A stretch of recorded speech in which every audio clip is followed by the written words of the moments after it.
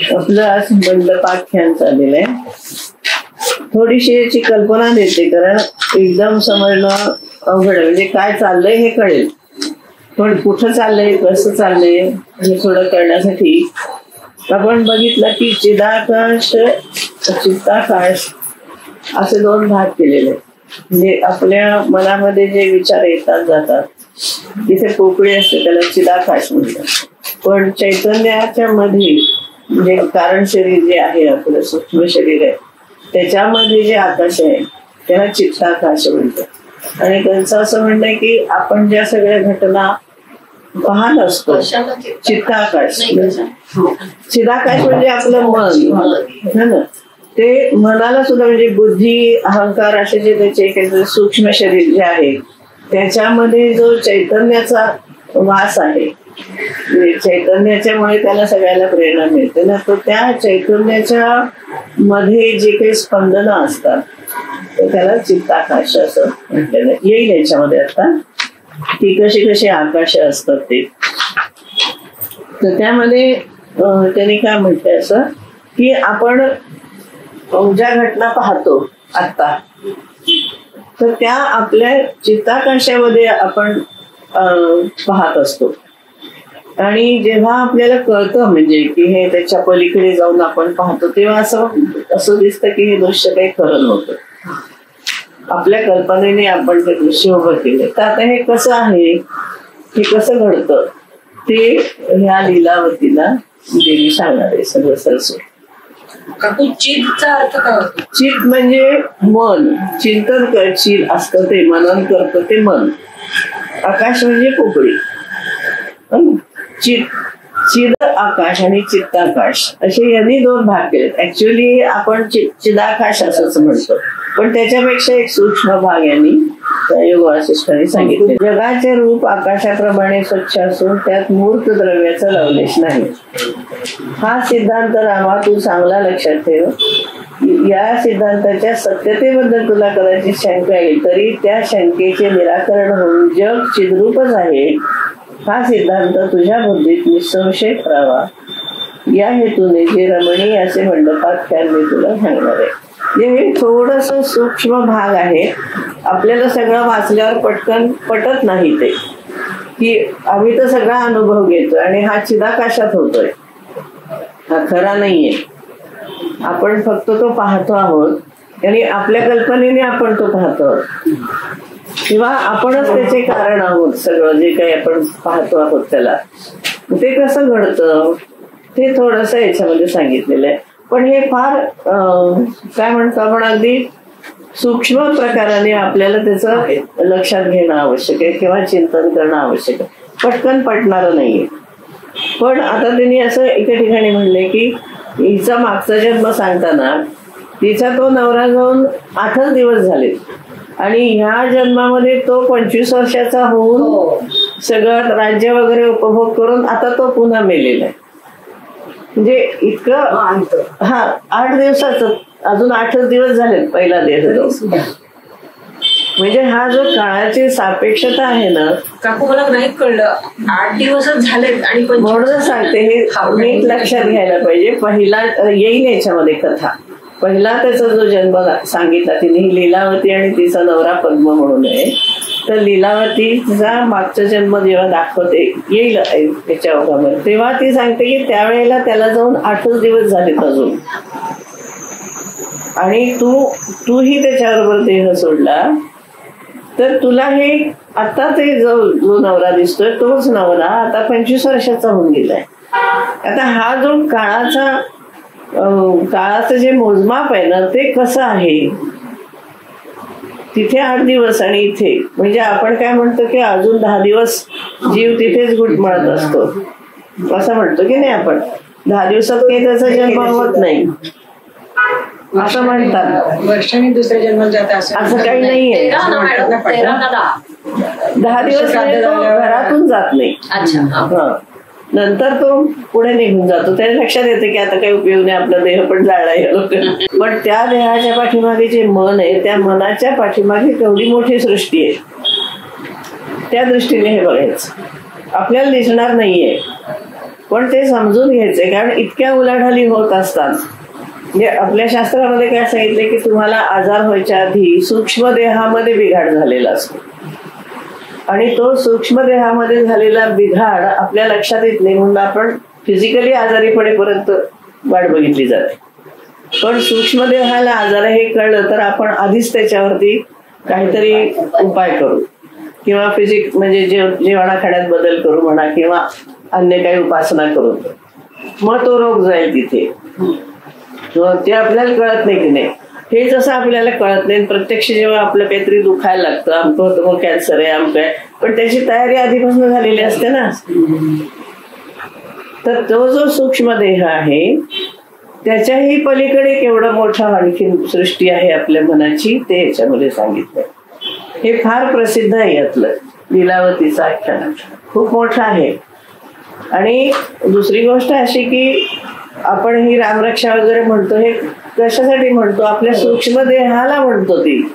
ही जी रामरक्षा आहे ना, ती सूक्ष्म देहावर काम करते, आणि म्हणून तुम्ही पडला तरी तुमची हाडं मोडत नाहीत असं जे सांगतात रामरक्षा केल्यानंतर. कवच आहे, पण ते कवच कुठे होतं? सूक्ष्म देहाला. म्हणून हे व्हायरल इन्फेक्शन वगैरे येत नाही. व्हायरल इन्फेक्शन पहिल्यांदा सूक्ष्म देहाला होतं असं आपले शास्त्र सांगते, आणि मग तुमच्या देहाला ते, म्हणजे कोणतीही गोष्ट आता आपण बघा, आपल्याला दिवस राहिलेत हे कळायला सुद्धा आधी केवढी प्रक्रिया झालेली असते. तुम्ही तर सांगाल असते की डिटेल्स मध्ये की कसं होतं. म्हणजे त्या आईला सुद्धा माहिती नाही की आपल्याला गर्भ राहिला, तिला सुद्धा महिना उलटून जावं लागतं. मग त्याची आधी तयारी किती झालेली असते ते आपल्याला कळत नाही की नाही. त्याला सूक्ष्म म्हणायचं. स्थूल प्रकाराने कुठं दिसत नाही. जेव्हा तुम्हाला डोळ्याला लागतं तेव्हा कळतं किंवा असं झालं, 1.5 महिना झालाय, अमुक झाले तमुक झाले. म्हणजे याच्या आधीची जी तयारी ती कुठं होत असते? सगळी सूक्ष्म स्तरावर.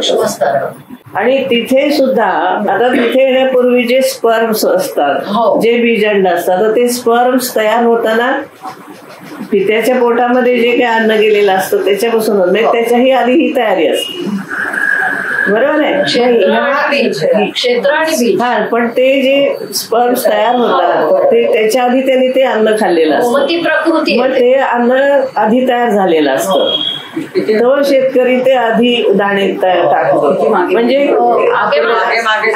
प्रकृती जी आहे मॅडम, त्याचा एक असा विचार आहे की 9 महिने मागे जायचं की आपल्याला आपली प्रकृती कळते. बरोबर. त्यावेळेला शिशिर ऋतू आहे का ग्रीष्म आहे, म्हणजे क्षेत्र आणि बीज. आणि त्याच्यामध्ये शुक्र मंगळ यांचं हे धरतात. त्यावेळेस ज्योतिषही खरं माझे वडील हे म्हणायचे कन्सेप्शनची आता आपलं काहीतरी गोचरीला शनी दशयाला मकरेला, तर ते आता तत्पूर्वीची ही जी आपण ती तयारी बघतो का? नाही बघितली. धान्य शेतात पेरणारा शेतकरी ते धान्य जे ज्या बीपासून म्हणजे ज्या धान्यापासून आलेले आहे तिथपासून ही सगळी प्रोसेस असते, तेव्हा हा गर्भ राहिलेला आहे की नाही. मग हे मागचं जे सूक्ष्म आहे ते आपण पाहत नाही, ती सृष्टी आपल्याला दिसतच नाही. तशी आपल्या मनाच्या पाठीमागे खूप मोठी सृष्टी आहे लक्षात, ती समजून घ्यायची. पण हे भयंकर प्रसिद्ध आणि अतिशय कॉम्प्लिकेटेड असं आख्यान आहे लीलावती आख्यानच म्हणतात. म्हणजे सृष्टी म्हणजे देवाची सृष्टी घडणाऱ्या घटना ज्या असतात त्याच्या पाठीमागे किती आधी घडलेलं असतं त्याला सूक्ष्म म्हटलं मी. प्रत्यक्ष घटना घडण्यापूर्वी ज्या सगळी त्याची तयारी चाललेली असते ती घटना घडावी म्हणून ते आपल्या मनाच्या मागे, तशी आपल्या मनाच्या पाठीमागे पण खूप मोठी सृष्टी आहे. जेणेकरून आपण हा देह धारण केलाय, जेणेकरून आपली बुद्धी अशी आहे, जेणेकरून आपल्या आवडीनिवडी अशा आहेत. हे सगळं का आहे तर याच्या पाठीमागे खूप मोठी आपल्या मनाची सृष्टी आहे. सांगते ना लीलावतीचं तिला सांगते देवी. आपल्या मागच्या जन्माचा संबंध आहे ना, अनेक जन्माचा संबंध. लीलावती नावाची एक राणी आहे, तिने तपश्चर्या करून सरस्वतीला प्रसन्न केलं. अभूत अस्मिन् महीपीठे कुलपद्मो विकाशवान पद्मो नाम नृपः श्रीमान बहुपुत्र विवेकवान. आता यांनी पद्म या शब्दावर श्लेष केला. मी म्हटलं थोडस साहित्यिक पण याला आहे. तर पद्म हा नावाचा एक राजा होऊन गेला. तो कसा होता तर संतती संपत्तीने वैभवशाली गुणसंपन्न असा होता.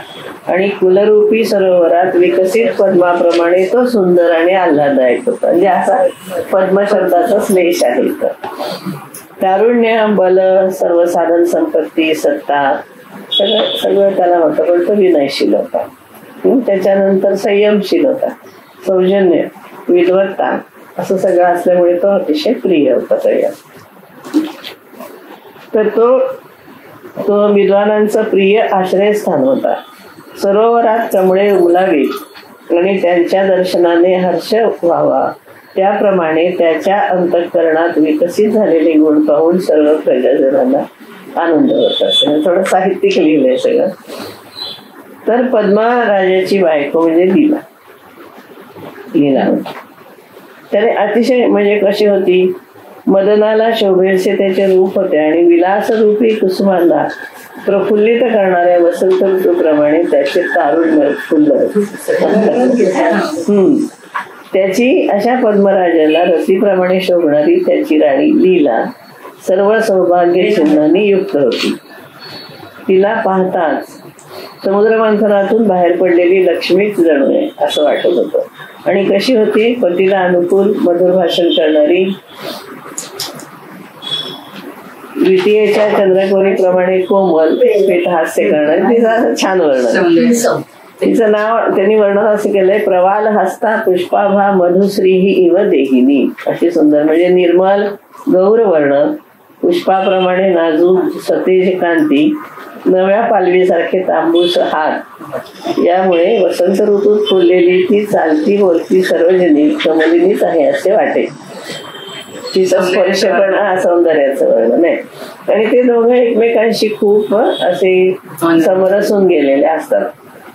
कशी आहे ती, भूतला अप्सरसा सार्थम अनन्य दैतापती अकृत्रिम प्रेमरसम सरमेकांत यातया. म्हणजे भूतलावरील जणू अप्सराच अशा त्या प्रिय पत्नीवर राजाचे अकृत्रिम आणि निस्सीम प्रेम होतं.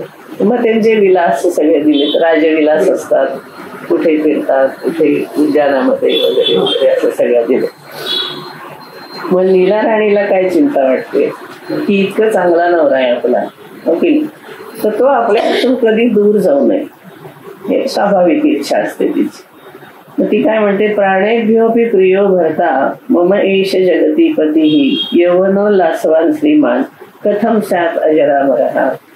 तो अजर अमर व्हावा असं ते म्हणते. प्राणाहून प्रिय असा माझा पती आज तरुण आहे, सार्वभौम राजा आहे, त्याचे वैभव, त्याची बुद्धी सगळं सर्वश्रेष्ठ आहे. पण ही परिस्थिती सर्व काय राहील का, मृत्यू सर्वांना ग्रास करतो. मग त्याच्या अगोदर मला मृत्यू आला तर ठीक, नाहीतर प्रियपतीचा वियोग सहन करणे अशक्य.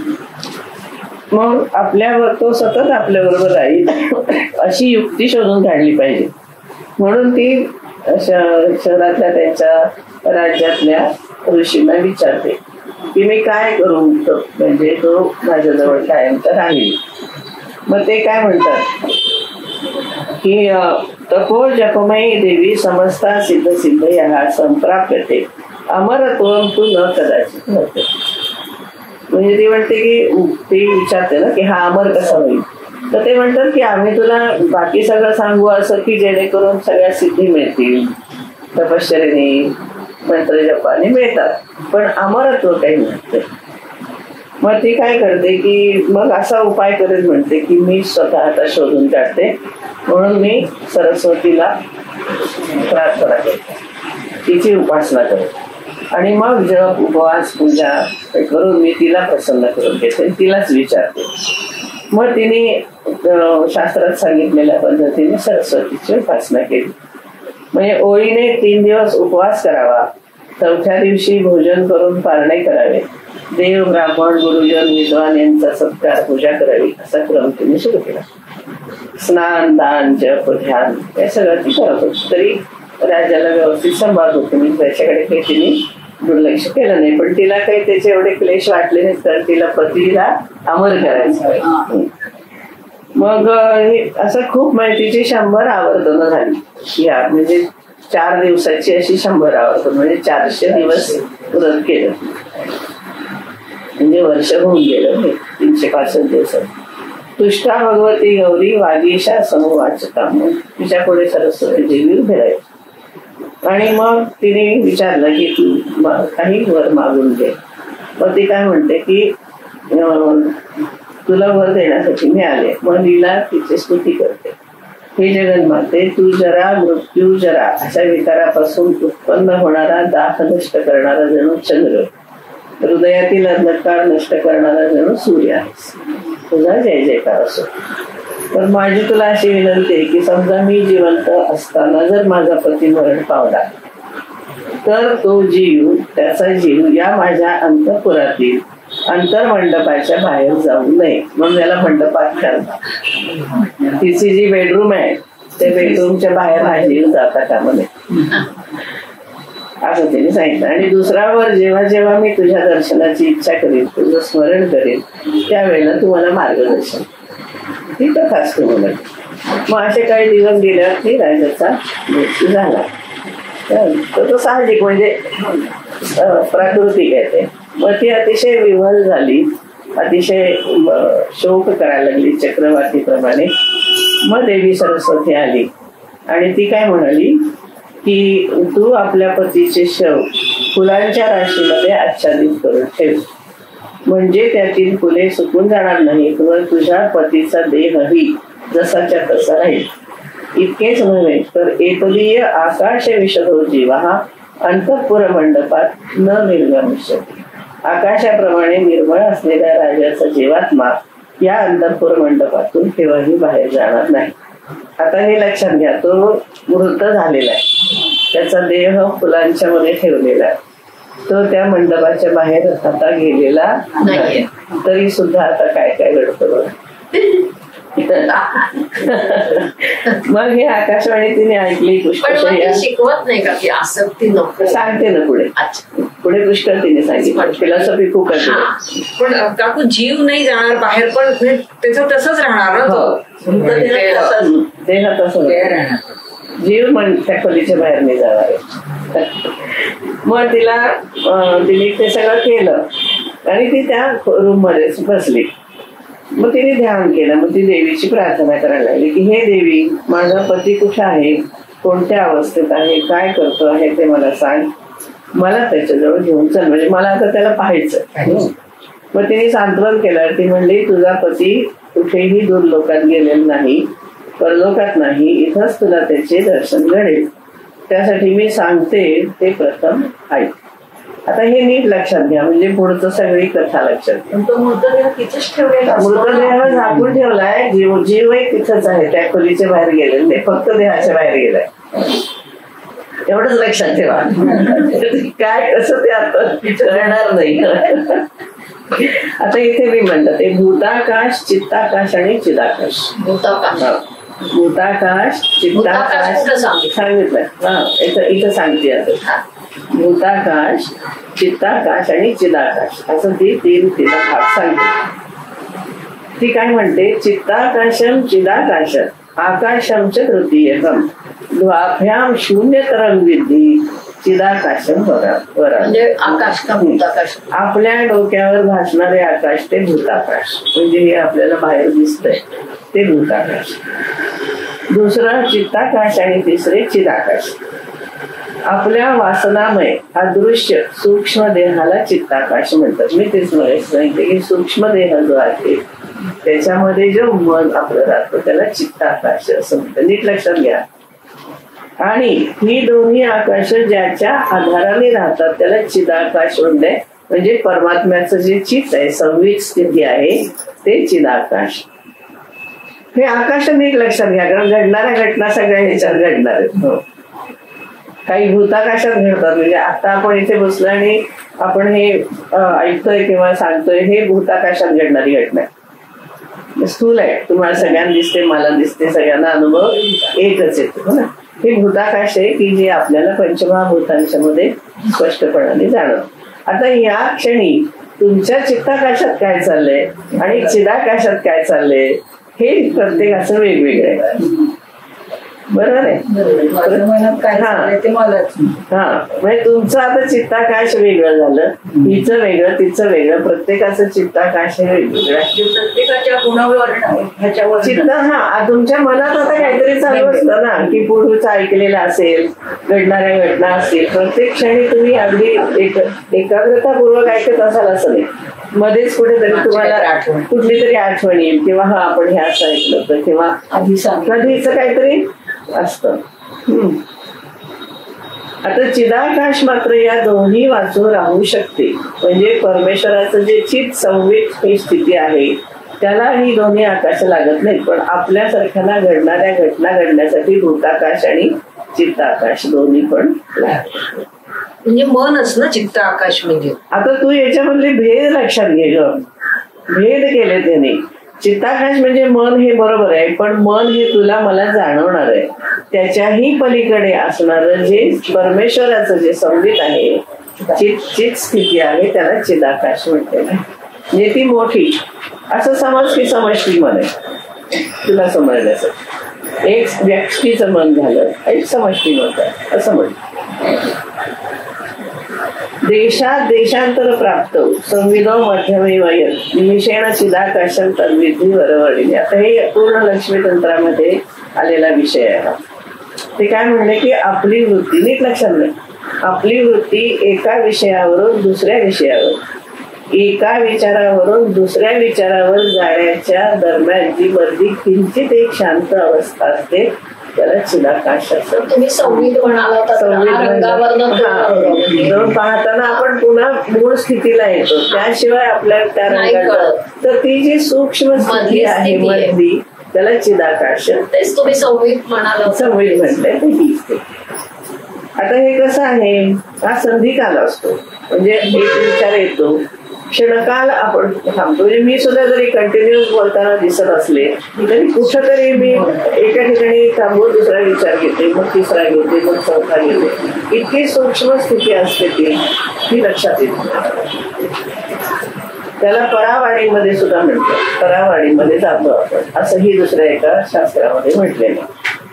आता या संधी काळामध्ये जे केवळ चैतन्य अस्तित्वात असते ते चिदाकाश. म्हणजे मनातील कल्पना, विचार, विकार अस्तंगत झाले असताना जी स्थिती असते त्याला म्हणायचं चिदाकाश. साध्या शब्दात तुम्ही असं म्हणा, श्रीराम जय राम जय जय राम. पुन्हा आपण श्रीराम जय राम जय जय राम म्हणताना क्षणभर जे थांबलेलं असतं असं लक्षात. आता दृश्य जगताचा पूर्ण निराश करून निर्विकार अवस्था अनुभवाला आली. म्हणजे आता या ठिकाणी दृश्य जगत नसतं. क्षणकाल जरी ती तुमची अवस्था आलेली असली तरी त्या ठिकाणी कुठलंही दृश्य जगत नसतं. मग त्या अवस्थेमध्ये तू गेल्यानंतर तुला पतीचं निवासस्थान दिसेल. म्हणजे ती जी स्थिती आहे ती वाढवली पाहिजे. तर आमच्या गुरुंनी सांगितलं की आपण जप करत असताना मध्ये जे क्षणकाल आपण थांबतो तो क्षण वाढवला पाहिजे असं ते म्हणायचे. आपण काय करतो, लगेच दुसरा श्रीराम जय राम जय जय राम. तो नाही, श्रीराम जय राम जय जय राम म्हटल्यानंतर पूर्ण थांबायचं, पण पॉज मध्ये दुसरा विचार नाही. पॉज म्हणजे पूर्ण शांतता, एकदम नीरव. ती स्थिती वाढवता आली पाहिजे. पण ती स्थिती आधी ओळखायला येत नाही आपल्याला की आपण थांबलोय, तिथे एकदम गाढ शांतता आहे हे आपल्या लक्षात येत नाही. पण ती वाढवा असं ते सांग. तसं ती म्हणते की तू ही स्थिती वाढवलीस की तुला तुझ्या पतीचं स्थान दिसेल. आता मग बघा, या चिदाकाशाच्या शक्तीमुळे मनुष्य जसजशी भावना करेल तसतसे जग त्याच्या अनुभवले. इथं खरीही गोम आहे. आता तुम्ही या शांत स्थितीमध्ये गेल्यानंतर जर तुमच्या मनामध्ये काही संकल्प आले तर त्या संकल्पाप्रमाणे तुमची सृष्टी घडत. लक्षात, आधी आपण तिथपर्यंत जातच नाही. ती शांत स्थिती आपण ओळखतच नाही. तुम्ही करून बघा प्रयोग. जेव्हा तुम्ही जप करताना त्यावेळेला तो जप थांबवून म्हणजे दुसरं श्रीराम म्हणण्याच्या पूर्वी क्षणभर थांबा. ती जी स्थिती आहे ती पकडायला शिकायची. जपामध्ये सुद्धा हेच अवघड आहे. कारण तो जितका पॉज तुमचा लांबेल ना तेवढं तुम्ही त्या निर्विकार स्थितीमध्ये राहता. आणि निर्विकार स्थितीमध्ये राहिल्यानंतर जे तुम्हाला अनुभव येतात ना ते त्या चिदाकाशामधले अनुभव असतात. समजून घ्या फक्त. मग आता तुला ही अवस्था प्राप्त करून देते मी. सरस्वती स्वतः असल्यामुळे शिष्याला तेवढं ती देऊ शकते, हो की नाही. आता चिदाकाशामध्ये सरस्वतीने तिला चिदाकाशाची स्थिती प्राप्त करून दिली, म्हणजे एकदम निरव शांत निर्विकार अशी तिची अवस्था झाली. आता त्या चिदाकाशामध्ये तिला काय दिसतं? स्थूल नाही आहे, हे भूताकाश नाही, प्रत्यक्ष काही घडत नाहीये. म्हणजे आपल्या ज्याला आपण डोळ्यात दिसेल असं काही घडत नाहीये. पण त्या चिदाकाशामध्ये काय दिसलं तिला? तर एक राज दरबाराचं दृश्य दिसलं. आता तिच्या देवी सरस्वतीच्या कृपेने गेलेची वृत्ती एकाग्र नाही, ती निर्विकल्प अवस्थेमध्ये गेली. तिथे गेल्यानंतर घरट्यातून बाहेर पडून एखादी पक्षी आकाशात स्वैर संचार करू लागते, त्याप्रमाणे एका क्षणात शरीर आणि अंतःकरण रूपी कोश बाजूला टाकून लीला राणी त्या चिदाकाशामध्ये गेली. हा स्थूल देहाशी संबंध संपला. अंतर्देहाशी मनाशी याच्याशी कशाशीही आता तिचा संबंध नाही. पण ती आहे, ती मृत नाहीये, लक्षात या. आता त्या आकाशामध्ये तिला एक विस्तीर्ण असे राजभवन दिसले. त्याच्या मध्यभागी आपला पती उच्चासनावर एका वैभवशाली सिंहासनावर बसले. त्याच्याभोवती अनेक मांडलिक राजांचा परिवार आहे. उभे असलेले सेवक अधूनमधून राजाचा जय जयकार करतात. मांडलिक राजे काही त्याच्याशी सल्लामसलत करतात. राजसभेच्या पूर्वदाराजवळ ऋषी मुनींचे विप्रांचे समुदाय थांबले त्याची भेट घ्यायला. पश्चिमेकडच्या द्वारावर नृत्य गाण्याला कुशल अशा शेकडो स्त्रियांचा मेळावा आहे. उत्तर दरवाजाच्या बाहेर रथ, हत्ती, घोडे हे सगळं चिदाकाशात पाहते, प्रत्यक्ष काही नाहीये. त्या राजसभेमध्ये चारही दिशातून आलेले राजाचे दूत त्याला काही वार्ता सांगतात. म्हणजे तो प्रत्यक्ष दरबार चाललेला आहे असं लक्षात घ्या. कर्नाटकात रचित पूर्व देश क्रियाक्रम सुराष्ट्राधिपती निमित्तम सर्व म्लेच्छोत्तरा प्रथम. म्हणजे कुठून कुठून राजा आलेले दिसतात तिला. कर्नाटकातून आले, सौराष्ट्रातून आले, म्लेच्छ लोक आले, नंतर माल टंगण म्हणजे क्षत्रिराजाची युद्ध, दक्षिणेत समुद्रातून आलेला दूत लंकेचं वर्णन करत होता. तेवढ्यात महेंद्र पर्वतावर तपश्चर्या करणारा एक सिद्ध सहस्रधाराने वाहणाऱ्या गंगा नदीची कथा सांगू लागला. हे सगळं ती पाहते, हे सगळं ती त्या चिदाकाशामध्ये पाहते. एकीकडे यज्ञ मंडप आहे, तिथे वेदघोष चाललेला आहे. नंतर नृत्य गायन वगैरे सगळं चाललंय. पुष्प, धूप, कापूर इत्यादीचा सुगंध आहे. मांडलिकांनी आणलेले नजराने कोणी कोणी लावून ठेवते. मग एक दरबाराचं दृश्य डोळ्यासमोर ते चाललेलं आहे. मग ते बघितल्यानंतर व्योमात्मिका व्योममयी मिहिका इव अंबरावटी सा नरपते हे सभा म्हणजे आकाशरूपी अरण्यात धोके उतरावे तसं वासनारूप सूक्ष्म देहाने तिने राजसभेत प्रवेश केला. कारण ती प्रत्यक्ष तिथे गेली, पाहत होती, पण ती सूक्ष्म देहाने तिथे गेली. गेल्यानंतर तिला कोणी पाहिलं नाही, कारण तिचा देह हा स्थूल देह नव्हता. पण ते लोक त्या स्थितीमध्ये स्थूल देहामध्ये होते. आणि मग तिने बघितलं सगळं, तर तिला काय वाटतं की अरे हे सगळे आपण लोक बघतो आहोत. त्याच्यानंतर शहर, पर्वत, नद्या, लोक हे सगळं आपले, तर हे सगळ्यांना आपण आधी पाहिले नाही. सूक्ष्म देहात आत्ता पाहतोय असं नाही, आधी पाहिलेलं आहे. तर तिला असं वाटलं, तिने बघितलं की आता सिंहासनावर बसलेला पती हा वृद्ध नाहीये, 16 वर्षाचा तरुण आहे. मग तिला आश्चर्य वाटायला लागलं की आपल्याला हे सगळं चिदाकाशात जरी दिसत असलं तरी आपला पती तर मेलेला आहे, तसे हे सगळे लोक पण मेले की काय? हे सगळं जे दिसतंय हे सगळे बुद्ध झालेले आहेत की काय असे तिला वाटतं. मग ती एकदम घाबरून अशी भानावर येते तर ती अंतःपुरामध्ये बसलेली असते. मग ती बघते राजाची सेवा आहे तसं आहे. मग तिने काय केलं, सगळ्या दासींना हाक मारली आणि तिने सांगितलं मला राजसभा भरवायची पूर्ण. कारण तिला वाटतं हे लोक मृत झालेले आहेत काय सगळे, तर आपण बघूया म्हणते खरंच आहेत. मग सगळ्यांना तिने राजदरबारामध्ये घरी बोलवलं, सगळ्यांना निरोप पाठवले.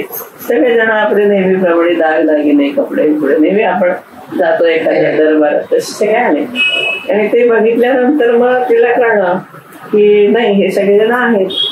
मग आता तिला असा प्रश्न पडला की हे सगळे तर इथे आहेत प्रत्यक्ष आकाशामध्ये, आणि मग आपल्याला चिदाकाशात ते सगळं दृश्य कसं काय दिसलं. मग ती सभा विसर्जित करते. ती म्हणते की मला बघायचं होतं, मी राजा गेल्यानंतर काय दरबार एकदा बघा म्हणून तिने समजून घातली त्यांची. आणि मग ती काय म्हणाली की काय हे विलक्षण आहे की माझ्या राजधानीतील सर्व लोक दुसऱ्याच कुठेतरी आहेत असं दिसत होतं. तेच लोक इथंही राजसभेत मला दिसले. वृक्ष, वने, पर्वत, पशु जसे दिसतात तसं सगळं चिदाकाशात मला दिसलं.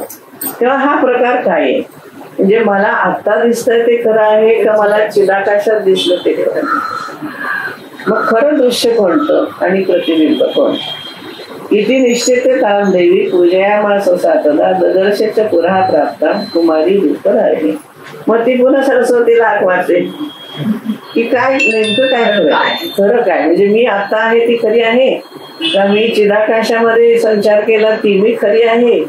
आता मला हे जे दिसतंय राजाचा होत आहे, तिथे तर राज दरबार सगळा चाललेला आहे, हे काय आहे असं ती विचार. मग कुमारी रूपमध्ये दर्शन देते. कुमारी रूपात ती म्हणते की बा मी तुला पुन्हा पुन्हा त्रास देते खरं, पण मला शंका आहे आणि ती तुझ्याशिवाय कोणी फेडणार नाही. या समोर दिसणाऱ्या भूताकाशातून अत्यंत निर्मळ, अखंड, एकरस, अनिर्वचनीय, अमर्याद अशा चिदाकाशात मी प्रवेश केला. ते शांत चिन्मय प्रकाश रूप होते, जणू काही तो या जगाला आरसा. श्री जगत प्रतिबिंब श्री बहिरंकस्य संस्थिता तत्र वै कृत्रिमा कास्यात का असंवासात अकृत्रिमा. ती म्हणते की हे मी जी सृष्टी बघितली तर ते जे मला चिदाकाशामध्ये सगळं दिसलं ते खरं आहे का बाहेरच्या आकाशात दिसणारी त्रैलोक्याची स्थिती खरी आहे, ते मला तू नेमकं सांग. खरं काय आणि प्रतिबिंब काय? खरं तुम्हाला दोन्ही दृश्यांचं रूप आता उलगडून सांग. तर मला असं वाटतंय म्हणते की आता आपण इथं बसलो, आपण बोलतो की अकृत्रिम म्हणजे नैसर्गिक. आता आपल्याला तेच पडतंय की नाही की आपण इथे बसलो, आपण बोलतो हे खरं आहे. पण त्या दृश्याचे स्थान माझे छोटेसे हृदय किंवा मेंदू आहे का? मी एके जागी मांडी घालून समाधी स्थितीत निश्चल बसलेल्या असताना स्थितीमध्ये जे मी पाहिले पर्वत, अरण्य, नद्या, हे सगळे राजदरबारातले व्यवहार, तर यांना काळ कुठे आहे? कुठल्या काळामध्ये घडलंय हे? आता हे घडतंय आपल्याला माहिती आहे, आपण 5 ते 6 बसलेलो असतो. काय आहे तुम्ही मी बोलतो आहोत, ही सगळी अकृत्रिम सृष्टी आहे, कृत्रिम काही नाही याच्यात. म्हणजे आपण एक नैसर्गिक सृष्टी आहे, ही सगळं घडतं आहे आणि हे सगळं तुम्हाला मला अनुभवायला येतं. पण मी जे सगळं बघितलं मगाशी आणि जे प्रत्यक्ष पाहिलं की सगळं घडतं आहे, मग आता तिथे जो काळ आहे तो काळ कुठला? मी तरी समाधीमध्ये होतो, पण तरी सुद्धा मी तिथे गेले. तो राजदरबार होता, तिथे नृत्यगायन चाललं होतं, वेदघोष चालले होते, दरबारात लोक येत जात होते, राजा सिंहासनावर बसलेला आहे आणि मी तिथे आहे, मी ते सगळं पाहते आहे. ह्याला काहीतरी काळ असेल की नाही घडणार? एवढा तर एवढा वेळ राजदरबार चालला काय आहे की नाही तिथे? मग त्याचं काय? तर ते काळ कसं आहे, तिची उत्पत्ती कशापासून झाली या सगळ्याची, आणि ती सृष्टी कशी आहे, तेव्हा आरशातल्या प्रतिबिंबासारखी मिथ्या आहे का आपण आता बोलतोय ती खरी आहे? म्हणजे मगाशी जे मी बघितलं ते प्रत्यक्ष सगळं होतं, मी त्याचा अनुभव घेतला, मग ती खरी आहे का आता मी तुझ्याशी बोलते तो क्षण काय? पण ती म्हणते की खरं सांगायचं तर सगळंच मिथ्या. अकृत्रिमात सर्गात न कदाचन जायते नाही कारण कार्य उदेती असदृशम. देवी म्हणते लिहिले चिदाकाशात तुझ्या पतीची ही राजसभा, विस्तीर्ण पर्वत, नद्या, ही जी सगळी सृष्टी बघितलीस त्याची उत्पत्ती कशापासून झाली सांग? त्या सृष्टीला कारणीभूत झालेली सामग्री कोणती? जर ती सृष्टी, ती राजसभा कृत्रिम मिथ्या असेल तर तिचे कारण सुद्धा मिथ्या असलं पाहिजे, स्वप्नासारखं असलं पाहिजे. तेव्हा कारणाचे गुणधर्म कार्यात असतात. सोन्याची चीप आणि दागिना यात आकारापासून काय फरक आहे?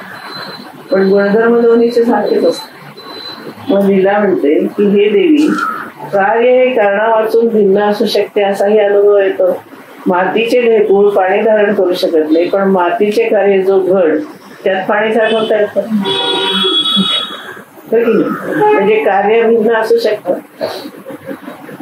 मग देवी सांगते की अविद्या, काम आणि कर्म याच्यापासून वासनात्मक सृष्टीची उत्पत्ती होते. तर देवी म्हणते कुंभाराची चाक, काठी इत्यादी सहकारी सहाय्यक कारणांच्या योगाने घट निर्माण होतो. तो मातीहून किंचित भिन्न आहे असे भासते, परंतु येथे तसं दिसत नाही, कारण फुटल्यानंतर पुन्हा मातीच होते. दोन्हीही सृष्टीमध्ये पृथ्वीपासून भौतिक उत्पत्ती झालेली तुला दिसली, त्यांच्या रूपामध्ये सारखेपणा आहे, वेगळेपणा कुठं आहे? कुठं तुला वेगळेपणा दिसला? तेच सगळे लोक दिसले, तसंच सगळं दिसलं. म्हणजे जी भौतिक सृष्टी तू आता म्हणत होतीस तीच तू पाहिलीस ना सगळी. आता ती काय म्हणते, गतम चेत इतः उड्डीय कुतः स्यात् इह भूतलम्. जर इथल्या पृथ्वीपासून ती चिदाकाशातील पृथ्वी उत्पन्न झाली असेल तर मग ती येथून उडून तिकडे गेली का? चिदाकाशात गेली का सृष्टी? मातीचा घट तयार झाल्यावर पुन्हा ती माती मूळ स्वरूपात असू शकणार नाही. चिदाकाशातील सृष्टीमुळे येथील पृथ्वीचा अभाव झालेला दिसत नाही. खरे तर त्या सृष्टीच्या उत्पत्तीला कोणतेही सहकारी कारण नाही. म्हणजे ही सृष्टी उत्पन्न झाली ती तशीच्या तशी तिथे जी उत्पन्न झाली तिला काही कारणच नाही. कशामुळे झाली? तर माया, काम म्हणजे अविद्या, काम आणि कर्म त्याच्यामुळे झाली. तसा दोन्हीमध्ये फरक नाही, कारण हे सुद्धा तुम्ही जे जन्माला आलात ते सुद्धा मायेमुळेच आलेले आहात आणि मायेमध्येच राहता. हे तुम्हाला कळत नाही, आता नंतर कळेल. असं दोन्ही सर्ग मिथ्या आणि कृत्रिम आहेत. म्हणजे ही सृष्टी पण कृत्रिम आहे आणि चिदाकाशातली सृष्टी पण कृत्रिमच आहे. आणखीन एक विचार म्हणते लीला म्हणते की सत्यसृष्टीचे जे अनुभव, जे संस्कार माझ्या पतीवर झाले, त्या संस्कारापासून उत्पन्न झालेली स्मृती हे त्या काल्पनिक कृत्रिम सृष्टीचे कारण आहे. जसं स्वप्न असत्य असत. बरं आहे ना, हुशार आहे ती काय म्हणते की स्वप्न होतं का? मग स्वप्नात कसे आपण जे दिवसभर घडलेलं असतं त्याच्या संदर्भाने काहीतरी दिसतं. मग देवी काय म्हणते, मग लिहिले हाच न्याय तुला सत्य वाटणाऱ्या सृष्टीलाही लावता येईल. तुला जी सत्य वाटते सृष्टी ती सुद्धा भ्रामक नसेल कशावर? अनुभवापासून संस्कार आणि संस्कारापासून स्मरण आणि नवी सृष्टी भासमान होते. अशी ही परंपरा तुझ्या दृष्टीने तर्काला धरून आहे. मग ही सृष्टी सुद्धा पूर्वी अनुभवलेल्या संस्काराचे स्मरणरूप कार्य आहे. म्हणून ही सृष्टी ही स्वप्नासारखी असत्य आहे हे तुला मान्य करावं लागेल. तुझ्या संस्काराप्रमाणे तू देह धारण केलायस, त्यामुळे त्या देहाला आता जो काय अनुभव येत असेल तो तुझ्या पूर्वीच्या संस्कारामुळे आहे. म्हणजे हे सुद्धा कसं आहे, तुझ्या संस्कारातून निर्माण झाले आणि चिदाकाशातली सृष्टी तुझ्या संस्कारातून निर्माण झाली. म्हणजे दोन्ही पण खोटे आहे. कारण प्रत्येकाचं जग वेगळं असतं की नाही. माझं जे जग आता एखाद्या चित्रकाराचं जग आहे. तुम्ही साधं बघा, पोलीस स्टेशन मधलं जग कसं असतं, हॉस्पिटल मधलं जग कसं असतं, करमणुकीचं नाटक बघायला गेलो तिथलं जग कसं असतं. प्रत्येक जग वेगळं आहे की नाही? का वेगळं आहे? तिथल्या संस्काराप्रमाणे ते वेगळं आहे. आता आपल्याला सारखं कम्प्लीट मेकअप करून काय आपण सारखं उभं राहत नाही, कारण आपण चित्रपट सृष्टीमधले नाही. कुठेही बाहेर जायचं म्हणलं की ते वेगळा ड्रेस पाहिजे, ते तसा मेकअप पाहिजे. आपण ती त्यांची सृष्टी झाली. त्यांच्या संस्काराप्रमाणे त्यांच्या सृष्टीसारखे ते वागतात. हॉस्पिटल मधले डॉक्टर्स, पेशंट त्यांच्या संस्काराप्रमाणे वागतात. आपल्या संस्काराप्रमाणे आपण घरात वागतो. मग कुठली सृष्टी खरी आहे? ज्याच्या त्याच्या संस्काराप्रमाणे ज्याच्या सृष्टी आहे ना, मग खरी कशी मिळायची तिला? आता लिहिलेची प्रार्थना. देवी तू म्हणतेस ते मला बरोबर पटले. माझ्या पतीची मिथ्या भासणारी सृष्टी आणि तिचे कारण असणारा आपण बोलतो बसलो आहोत हा सर्गही मिथ्या हे मला शब्दाने कळेल. बुद्धीला पटलं, पण ते भ्रमरूप आहे हे जसं तुला ज्ञान आहे तसं मला नाही. मला हे प्रत्यक्ष ज्ञान नाहीये, पण हे मला ते जाणायला आलं पाहिजे. ते ज्ञान मला झालं पाहिजे जे तुला झालं. बुद्धीला पटलं. आता तुम्हाला पटलं की नाही, प्रत्येक ठिकाणची सृष्टी वेगळी आहे. हॉस्पिटल मधल्या संस्काराप्रमाणे तिथली सृष्टी, नट्यांच्या चित्रपटाच्या संस्काराप्रमाणे त्यांची सृष्टी, आपण गृहस्थात आपल्या घरातली सृष्टी आपल्या संस्काराप्रमाणे. म्हणजे कोणतीच सृष्टी ही खरी नाहीये. ज्याच्या त्याच्या संस्काराप्रमाणे तो त्या सृष्टीमध्ये असतो. बरोबर आहे. आता हे बुद्धीला पटलं, पण आता प्रत्यक्ष अनुभवाला आलं पाहिजे. प्रत्यक्ष तर या ज्ञाना वाचून जगत भ्रम नष्ट होऊन मला शांती मिळणार ना. तुझ्या कृपेशिवाय माझी ही इच्छा कशी पुरी होईल.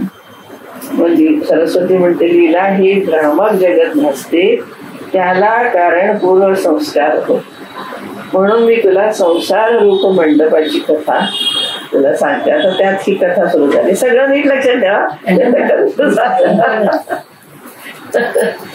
आता ही कथा भाग दुसरा. एक लिहिल्याची कथा ही लक्षात ठेवायची पहिली. आता दुसरी संसार मंडपाचं वर्णन. खूप खूप सुंदर आहे. गंमतशीर आहे. अस्ति कश्चित चिदाकाशे, बर का, अस्ति कश्चित चिदाकाशे क्वचित संसार मंडप, आकाश काच दलवत संस्थानाच्छादितात होती. अतिविस्तीर्ण चिदाकाशाच्या एका लहानशा भागात कोपऱ्यामध्ये संसार नावाचा एक मंडप आहे. आपण जो संसार बघतो तो आपल्या चिदाकाशामध्ये कुठेतरी छोट्याशा भागामध्ये कोपऱ्यामध्ये आहे. काचेच्या अर्धगोलाप्रमाणे स्वच्छ नीलवर्ण भासणारे आकाश हे त्या मंडपाचे छत. मेरू पर्वत हा त्या आकाशाला धारण करणारा सुंदर स्तंभ असून त्यावर इंद्रादी लोकपाल, त्याच्या इंद्राणी इत्यादी स्त्रियांच्या सुंदर प्रतिमा, 14 भुवने, हे सगळं त्यातलं छोटी दालनं. अशा त्या संसार मंडपातल्या कडे कोपऱ्यातील मुंग्यांची वारुळे म्हणजे माणसांनी गजबजलेली शहर आणि अधून मधून विखुरलेली ढकेळे म्हणजे पर्वत. एकूण मोठ्या पर्स्पेक्टिव्हने बघितलंय. हा मंडप म्हणजे प्रजापती ब्रह्मदेव नावाच्या वृद्ध माणसाचे राहण्याचे ठिकाण आहे आणि आपल्या मुला नातवंडांच्या वाढलेल्या परिवारासह तो येथे निवास करतात. जीवाचे समुदाय हे येथील कोश कीटक म्हणजे स्वतः निर्माण केलेल्या जाळ्यात गुरफटून राहणारे कोळी. आकाशाचा निळा रंग हा जणू त्या मंडपाच्या छतावर पसरलेला धुरकटपणा आहे. कुठे कुठे काळ्या कुट्ट मेघरूपी धुराने या मंडपावर काजळी घातली. सिद्धांचे संघ आहेत ते गु गु आवाज करत चिलटत फिरावीत तसे. वायूचे प्रवाह हे या मंडपाचे वासे आणि विमान संचारी सिद्धगंधर्वादी लोक हे त्या वाशामधून विवरातून राहणारे कीटक. या मंडपात देव आणि दानव या रात्यपोरांचे खेळ रंगात आले असून जिकडे तिकडे त्यांचा आरडाओरडा आणि गोंगाट सर्व. सर्व व पृथ्वीवरील शहरे आणि खेडी ही या प्रजापतीच्या घरातील उपकरणं आणि सामान सुमान आहे. समुद्र, नद्या, तळी त्यात पाण्याचे हौद म्हणजे इतकी मोठी सृष्टी आहे. त्याच्यामधलं हे कुठेतरी एक छोटास मंडप आहे संसार नावाचा. आता ती म्हणते वर्णन केले ना. आता लीला आणि पद्मराजा यांच्या पूर्वजन्माचा वृत्तांत. अशा या विचित्र आणि भयंकर भासणाऱ्या मंडपात एका कोपऱ्यात एका मातीच्या ढेकळावर म्हणजे वृक्षराजांनी वेढलेल्या एका पर्वताच्या कुशीत एक छोटासा गाव वसलेला होता. त्या गावात एक अग्निहोत्री ब्राह्मण राहतो.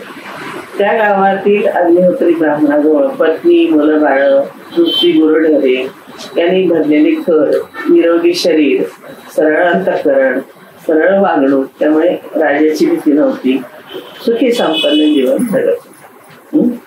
तो धर्मपरायण, आदरातिथ्यशील होता. ऐहिक व दैवी अशा उभयविध संपदेने शोभणाऱ्या त्या ब्राह्मणाचे नाव वसिष्ठ होते. नाव वसिष्ठ ऋषींचा काही संबंध नाही.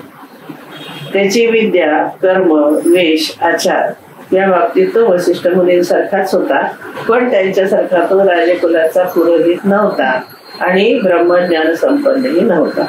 त्याची पत्नी अरुंधती गृहकृत्यदक्ष, प्रसन्नमुख, सर्व परिवाराला सांभाळणारी प्रेमळ गृहिणी होती. आता त्या राजाला, त्या वसिष्ठाला एकदा विश्रांती घेत असताना एकदा डोंगर उतारावर बसला तेव्हा त्यांनी खाली बघितलं तर तिथे एक मोठा जनसमुदाय त्याला दिसला.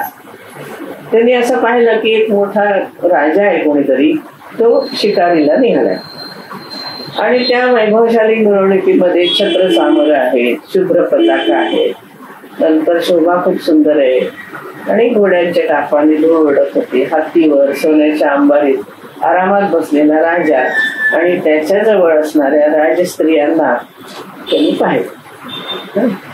ते पाहून त्याला विस्मय वाटला की किती छान आयुष्य आहे या राजाचं. अहो नृपहा नृपता सर्व सौभाग्य भासिता सदास्याम दशदिक कुंजपूरको महिपती. हा या राजाचे वर्णन केवढं अवर्णनीय आहे, ऐश्वर केवढं आहे, काय त्याचं नशीब आहे. त्याला हत्ती घोडे सैन्य दास दासी छत्र सामर मौल्यवान वस्त्र भूषण. आता हे मला कधी प्राप्त होईल का असं त्याला वाटतं. आणि मग असं मला पण त्यांच्यासारख्या सुंदर स्त्रिया वगैरे सगळं मला मिळेल का असं तुझ्या मनामध्ये यायला लागलं. तो सगळा नेहमीप्रमाणे आपलं कृत्य करत होता, धर्मपालन दक्ष होता एकदम. आणि असं विचार करताना वृद्ध झाल्यानंतर आसन्न मरण झालं. आसन्न मरण झाल्यानंतर अरुंधती एकदम गळून गेली, ग्रीष्म तुटल्यानं ते प्रमाणे वाळून गेली. मग तिने काय केलं, तिने पण सरस्वतीची आराधना केली, माझी आराधना केली. आणि ती काय म्हणाली की पतीचा देहपात झाला तरी त्याचा जीव या घराच्या बाहेर जाऊ नये. तिने तसंच केलं. मग ते ठीक आहे म्हणले मी, माझ्या आशीर्वादाने तो वसिष्ठ ब्राह्मणही मृत्यूनंतरही आपल्या गृह आकाशात म्हणजे घराच्या खोलीमध्ये जीवाकाश रूपाने राहील. आता हे दोघं म्हणजे ही पद्मा राजा आणि त्याची बायको लीना असे.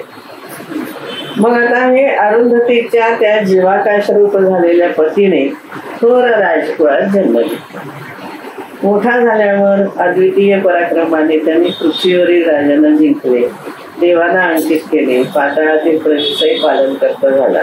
पण विनयशील आदर्श सदाचारी शास्त्रशुद्ध विद्वान साधू पुरुष त्यांच्या सान्निध्यामध्ये राहत होता आणि सगळ्यांना तो आवडत होता.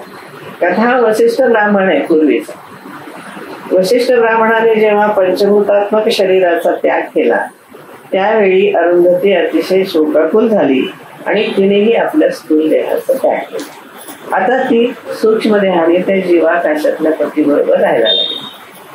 आता ती काय म्हणाली, वच्चे लिहिले त्या ब्राह्मणाचे घरदार मुले माणसे ही पूर्वीप्रमाणेच त्या पर्वत प्रदेशातील गावामध्ये आहेत. त्याचा देह मृत झाल्याला आजचा 8वा दिवस आहे आणि त्याचा जीव अजून त्याच घरात आहे. पण तुमचा जन्म पुन्हा झाला ना दोघांचा. आता हे प्राक्तन संस्कृती क्रम आहे, हे पूर्वजन्मीचा तुझा वृत्तांत आहे. तुझा पती पद्मराजा हाच वसिष्ठ ब्राह्मण आणि त्याची पत्नी अरुंधती म्हणून जिचे वर्णन केले ती भूलोकी शंकर पार्वती प्रमाणे शोभणाऱ्या तुम्हा उभयतांचे सर्व वर्णन आहे. आता तूच ऐक, वसिष्ठ अरुंधतीची हकीकत ऐकलीस. पद्मराजा आणि लीलावती अशा जोडीने आत्ताच अनुभव तू घेतला. समाधी अवस्थेमध्ये राजाचा आणखी एक जन्म, त्याचा दरबार, त्याचे विस्तीर्ण राज्य हेही तू पाहिलंस. 3 जन्म पाहिले, आधीचा जन्म, आताचा जन्म आणि पुन्हा पुढच्या जन्मात तो काय होणार आहे हे तुम्ही बघितलं. आता यातलं कृत्रिम म्हणजे भ्रांतिमय कोणतं आणि अकृत्रिम म्हणजे मूळ सत्य स्वरूप काय याचा विचार कर. हे 3 तुला दाखवले मी. मागचा जन्म तुझा, हा जन्मीतून दाखवलं, पुन्हा चिदाकाशात तू पुढचा जन्म बघितलास त्या राजाच. तुला वाटलं आताच असेल पण तो नाही, तर पुढच्या जन्मात त्याचा जन्म. त्याच्यात तो 16 वर्षाचा आहे, अजून त्याला 10 दिवस पण झालेले नाहीत जाऊन आणि त्याच्या आधी 8 दिवस पण झालेले नाहीत जाऊन. तेवढ्यामध्ये एवढं मोठं आयुष्य गेलं. एक काळ कसा मोजायचा उपनिषदामध्ये याच्याविषयी खूप की काळ खरोखर असतो का नसतो. कसा असेल बघा ना, तर तिकडे 8 दिवस झाले, त्याच्यात हिला बरेच वर्ष झाले, वृद्ध झालाय राजा इथे, आणि पुन्हा यायला अजून जाईल, थोडे दिवस होत आहेत, 8 दिवस 10 दिवस, तोपर्यंत तो पुन्हा तिकडे 16 वर्ष दाखव, पण 16 वर्षाचा दिसला ना. मग काळ कसा मोजणार तुम्ही? कुठल्या कृत्रिम जगामध्ये काळ मोजणार का अकृत्रिम जगामध्ये काळ मोजणार तुम्ही? हे काळ ही खरोखर संकल्पना काय आहे हे आपल्याला लक्षात घ्यायला पाहिजे. खरोखर काळ असतो का नसतो? आपण शंकराला काय म्हणतो की काळाचा स्वामी, कालातीत आहे. मग तो कसा काय कालातीत आहे? काळ जर नसेल तरच तो काळातीत असू शकेल ना. मग त्याच्या ठिकाणी जर काळ नाही तर आपल्या ठिकाणी काळ आल्यातीत नसतो. आता माझं आयुष्य कधी सुरू झालं? माझा जन्म ज्या दिवशी झाला, मग त्याच्या आधीचा काळ, तो काळ मी कुठे मोजते? आणि तिथून आतापर्यंत ज्या दिवशी जाईल त्या दिवशी माझा काळ संपला. मला इतके वर्ष झाले, पुढे पुढे मागे त्या काळाचं काय? आपण चालू आहे तो बघायचंय ना, तेच तर खरं काय आहे ते जाणून घ्या ना. काळाची जी संकल्पना उपनिषदामध्ये असं म्हटलंय की काळ नावाची काही गोष्टच नाहीये म्हणतात ते. काही नाहीच आहे त्या ठिकाणी. कायम एकच वर्तमान काळ फक्त असतो. काळ भूतकाळ नाही, भविष्यकाळ काहीच नसतं. असं ते कसं समजून घ्यायचं ते याच्यावर बघा. पण ते तुमच्या जन्मात 16 वर्षाचा तो राजा दिसतो, पण बाकी सगळे लोक तसेच कसे दिसतात? ते आता सांगेल ना ती काय आहे ते झालं. आता यातलं कृत्रिम म्हणजे भ्रांतिमय कोणते आणि अकृत्रिम म्हणजे मूळ सत्य स्वरूप काय याचा विचार कर. चिदाकाशामध्ये जीव वेगळेपणाने उत्पन्न झाला असे वाटणे हीच मुळात भ्रांती. म्हणजे हा मृत झालेला आहे आणि हा जन्म झालेला आहे असं जे वाटतं ना ते चुकीचं आहे. आणि मग एका भ्रमातून दुसरा भ्रम निर्माण होतो.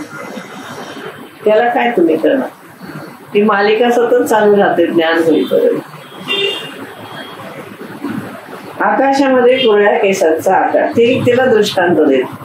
सरस्वतीचे देवीचे भाषण ऐकून लिहिलेला अत्यंत आश्चर्य वाटले आणि अविश्वासाच्या भावनेने तिने विचारले की देवी कुठं पर्वतावरील खेड्यात राहणारे ते वसिष्ठ पती पत्नी आणि कुठे या राजप्रासादात राहणारे आम्ही राजा राणी?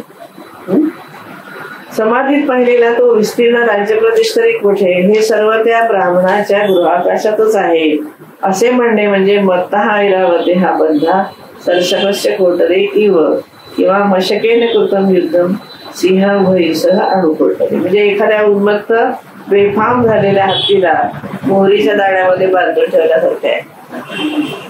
अशक्य वाटणारी गोष्ट. किंवा एखाद्या चिंताने परमाणूच्या उदरात सिंहाच्या समुदायाबरोबर युद्ध केलं असं आहे.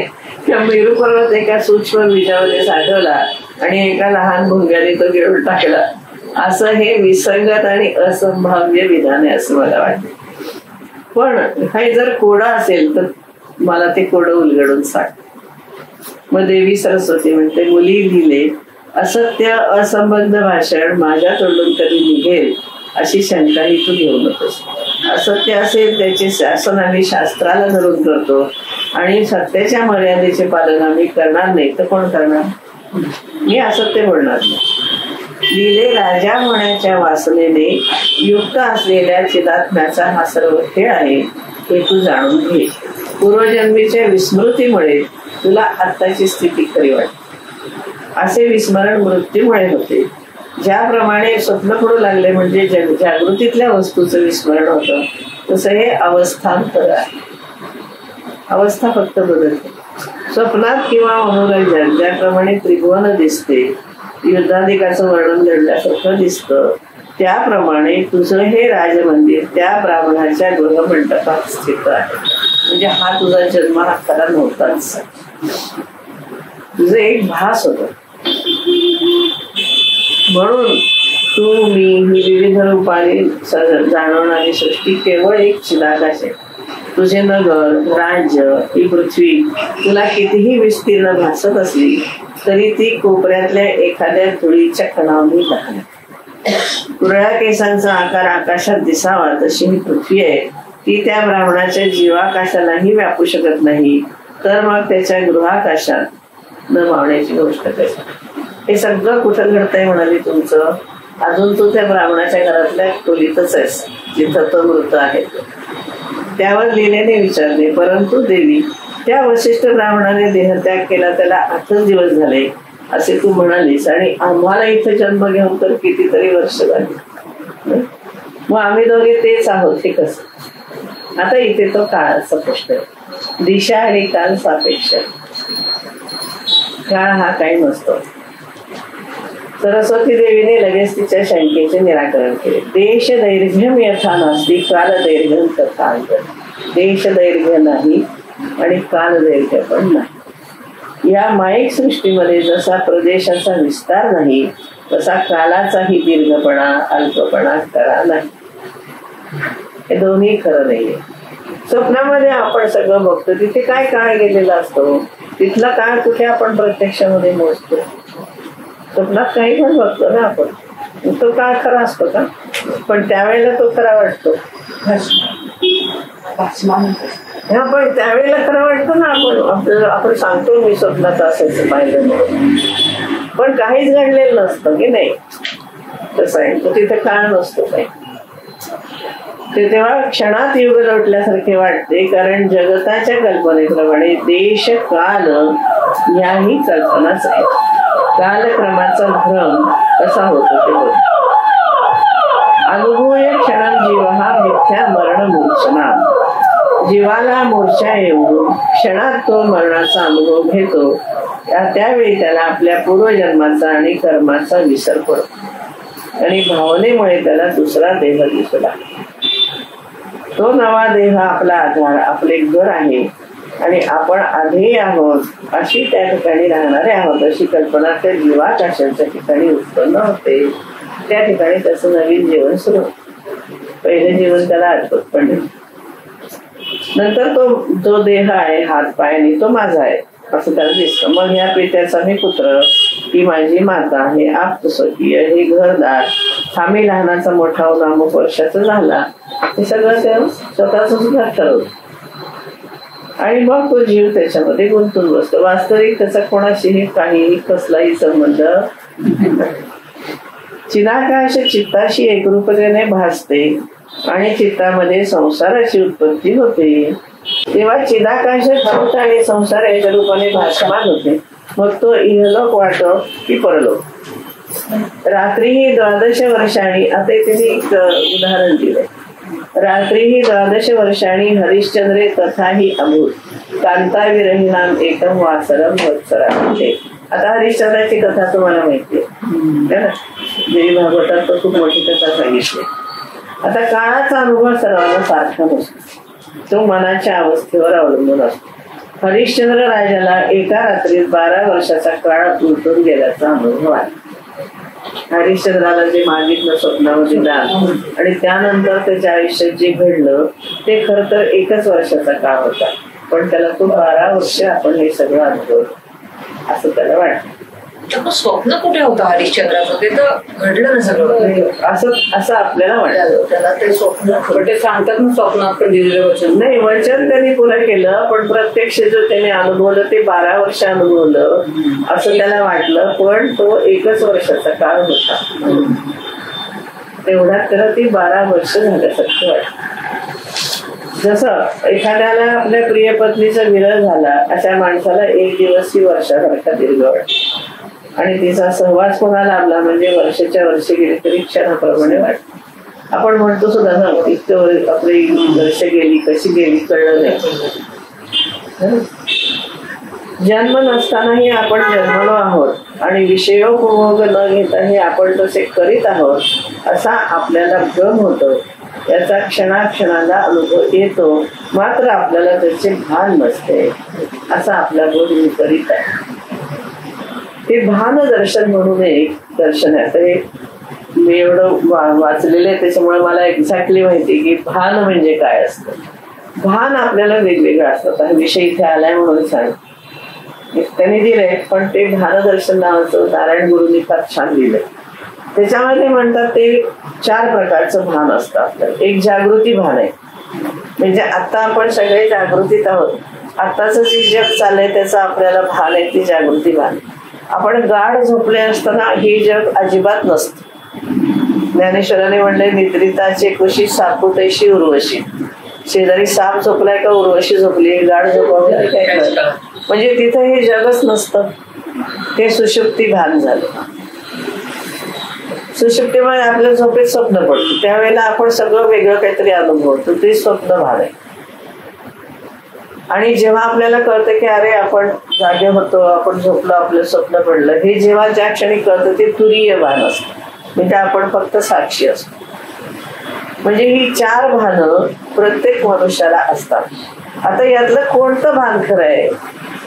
कुठलंच भान खरं नाही ना. सुषुप्तीमध्ये जागृती भान गेलेलं असतं, स्वप्नामध्ये सुषुप्ती भान गेलेलं असतं, आणि जेव्हा तुरीय अवस्थेमध्ये असतो तेव्हा तो फक्त साक्षी असतो की हो मी जागा होतो, मी स्वप्न पाहिलं, मला झोप लागली ती गाडी. मग तुरीय भान तरी खरं आहे का? तर ते म्हणतात भानातीत अवस्था खरी. हे उपनिषदातलं ज्ञान आहे, इथं कथेच्या द्वारा सांगितलं, एवढंच आहे. म्हणून म्हणजे उपनिषद समजणं तसं सोपं नसतं, माझं मोठं ज्ञान असायला पाहिजे. जसं ती म्हणते की आपल्याला भान नसतं, आपला बोध विकृत आहे. वेड्याला किंवा स्वप्नात असलेल्या त्याला माणसाला निर्मनुष्य स्थान ही गजबजलेले असं दिसतं. खरोखर नुकसान झाले असताना त्याला लाभ झाल्यासारखा वाटतो, संकट समोर आले असताना तो आनंदोत्सव करतो. त्या भ्रमातून त्याची सुटका नाही, कारण मरण मूर्छना अनुभवून तो पुन्हा जीव दशेला आला म्हणजे दिशा काल इहलोक परलोक सगळं सुरू. खरं नाहीच आहे हे. आपण जीवदशेला आलो की हे सगळं आपण म्हणतो की हा एवढं आहे, माझी आई आहे, माझे वडील आहेत, आणि सगळं इहलोक आहे परलोक आहे. जसं मिटलेले डोळे उघडले म्हणजे जगातील आकारवान वस्तू दिसू लागतात, तसा हा सर्व संसार कल्पांताप्रमाणे स्थिर आहे असं वाटत. गेल्यानंतर काय काहीच नसतं ना. मग ते कुठलं भान आहे? म्हणून हे जे ज्ञान आहे ना त्याचे अनुभूती घ्यायला लागते. नुसतं आपल्याला हे वाचीव ज्ञान आता कळतं खरोखरच आहे हे.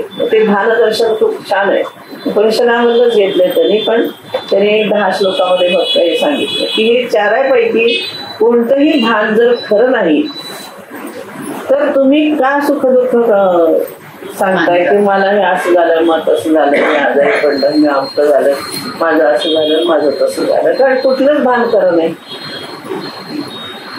पतंजली योगसूत्रामध्ये त्यांनी काय सांगितलं की आजारी माणूस तू, त्याला तुम्ही झोपेचं औषध देता, झोपल्यानंतर इतकी गाढ झोप लागते, कुठे गेला तेव्हा आजार त्याचा, तेव्हा आजार नसतो त्याचा. जेव्हा जागृतीत भान येतो तेव्हा पुन्हा तो आजार येतो. मग ते म्हणतात तुम्ही ते भान धरून कशात ठेवता? त्यांनी वेगळ्या दृष्टीने सांगितलं की जागृतीतलं भान धरून कशात ठेवतात? ते जर सुषुप्तीमध्ये नसतं तर जागृतीत आहे हे कशात धरून ठेवता? ध्यानाची ती अवस्था वेगळी आहे. मग असं होतं वेडामध्ये किंवा भ्रमामध्ये. म्हणून दिशा काल इहलोक परलोक अशा कल्पना पुन्हा त्या दृढ होत जातात. जसे मिटलेले डोळे उघडले म्हणजे जगातील आकारवान वस्तू दिसू लागतात आणि हा संसार कल्पांतापर्यंत स्थिर आहे असे वाटू लागते. आता पूर्वानुभव वाचूनही स्मरण होतं का असा प्रश्न विचारणार आहे पुढच्या हे नीट सगळं लक्षात घ्या. फार छान आहे मिलाप. आणि भल्या भल्यांना हे गोंधळात टाकतात, कारण जे आहे ते नाहीये म्हणून सांगते ती, आणि जे आपल्याला भान आहे. म्हणून हे भानदर्शनमुळे ना हे समजायला सोपं जातं की खरोखर कुठलं भान खरं आहे. 4ही भानं खरी नाहीत. कारण तुरीयावस्थेमध्ये आपण काय म्हणतो की हो मी झोपलो होतो, मी जागा होतो, मग मला असं असं स्वप्न पडलं होतं. मग हे कोणाला कळतं? तर जो साक्षीभावाने बघतो की ह्या 3ही अवस्था ज्याला कळतात ती 4थी अवस्था असते की नाही. मग ही 4थी अवस्थेच्या पलीकडे तुम्ही असू शकता की नाही? भानातीत अवस्थेमध्ये असू शकता. तिथं भगवान शंकर आहे, तिथे भगवान विष्णू आहे, त्यांना काहीच नाही ना, कुठलाच काळ नाही काय. म्हणून ते कालजयी कालातीत वगैरे हे जे शब्द येतात ना, म्हणून आपलं जे तत्वज्ञान आहे ना ते गीता असो ज्ञानेश्वरी असो काही असो आपल्याला बेसिक संकल्पना कळल्याशिवाय कळत नाही.